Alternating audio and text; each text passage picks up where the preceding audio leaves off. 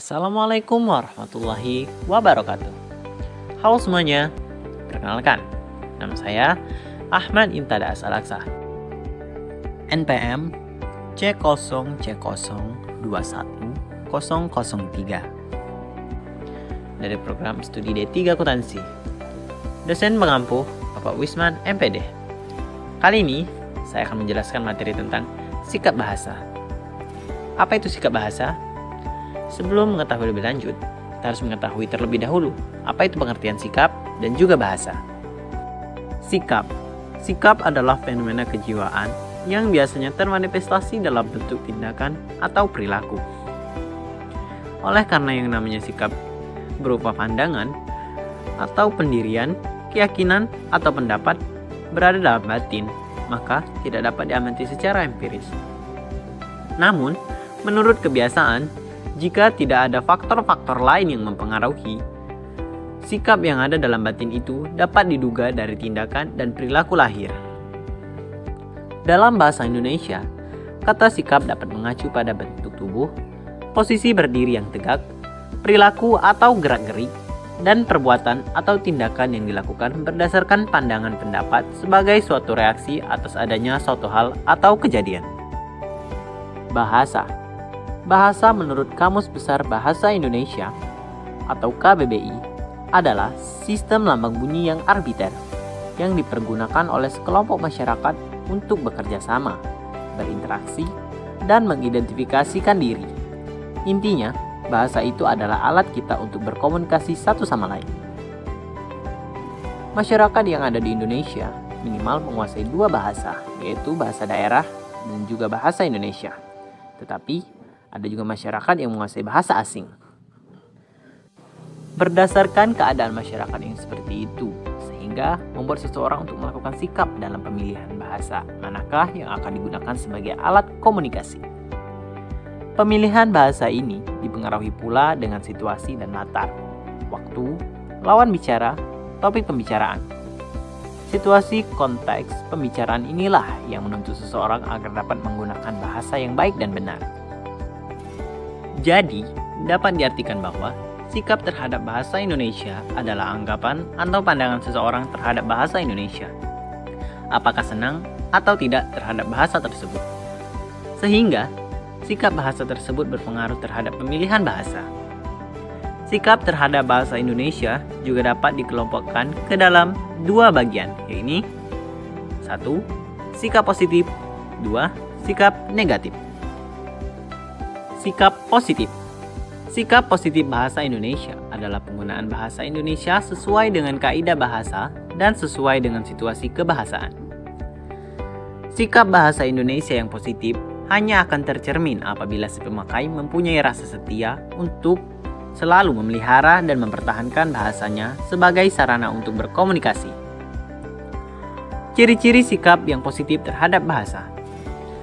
1. Kesetiaan bahasa yang mendorong masyarakat suatu bahasa mempertahankan bahasanya dan apabila perlu mencegah adanya pengaruh bahasa lain. 2. Kebanggaan bahasa yang mendorong orang membanggakan bahasanya dan menggunakannya sebagai lambang identitas dan kesatuan masyarakat. 3. Kesadaran adanya norma bahasa yang mendorong orang untuk menggunakan bahasanya dengan cermat dan santun merupakan faktor yang sangat besar pengaruhnya terhadap perbuatan, yaitu kegiatan menggunakan bahasa. Rasa tanggung jawab seseorang atau sekelompok orang terhadap suatu bahasa ditandai beberapa hal, seperti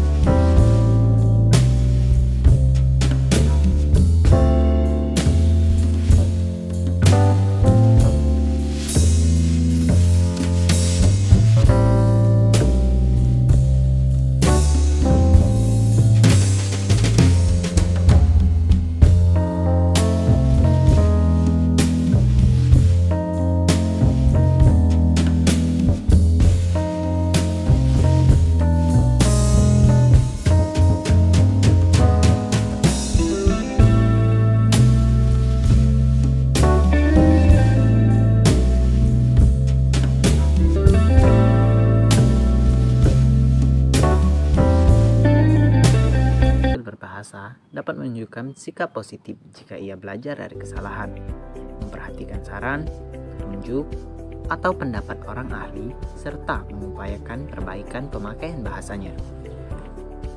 Adanya sikap negatif terhadap bahasa Indonesia dapat diubah menjadi sikap bahasa Indonesia yang positif. Hal ini selaras yang dikemukakan Halim dalam Share 2010, bahwa cara yang dapat ditempuh untuk mengubah sikap negatif itu menjadi sikap bahasa yang positif adalah dengan pendidikan bahasa yang dilaksanakan atas dasar pembinaan kaidah dan norma bahasa. Di samping norma-norma sosial dan budaya yang ada dalam masyarakat bahasa yang bersangkutan. Namun, keberhasilan tersebut bergantung pada motivasi belajar yang banyak ditentukan oleh sikap terhadap bahasa yang sedang dipelajarinya. Jadi, kesimpulannya, sikap positif bahasa merupakan peristiwa kejiwaan yang dapat diamati melalui perilaku. Sikap bahasa terdiri dari sikap positif dan sikap negatif. Sikap positif bahasa adalah menyenangi dan memiliki rasa bangga terhadap bahasa daerah atau bahasa Indonesia, serta mempertahankan bahasa daerah atau bahasa Indonesia sesuai dengan kebutuhannya. Sikap negatif adalah sikap kurang menyenangi, tidak peduli, tidak bangga terhadap bahasa daerah atau bahasa Indonesia, meremehkan bahasa Indonesia, menganggap bahasa Indonesia tidak perlu lagi dipelajari. Sikap latah ikut-ikutan atau meniru orang yang belum tentu benar ucapan atau tindakan orang lain. Sikap positif bahasa mempengaruhi dalam pemilihan bahasa. Sikap positif dapat ditumbuhkan dengan membiasakan menggunakan bahasa Indonesia yang baik dan benar. Dengan menggunakan bahasa Indonesia yang baik dan benar, penutur bahasa sudah dapat melakukan sikap positif kapan menggunakan bahasa Indonesia ragam resmi dan ragam tidak resmi. Begitu juga kata-kata yang digunakan. Mungkin itu saja yang bisa saya sampaikan mengenai sikap bahasa. Terima kasih kepada teman-teman yang telah mendengarkan sampai habis. Lebih dan kurang saya mohon maaf. Saya akhiri. Wassalamualaikum warahmatullahi wabarakatuh.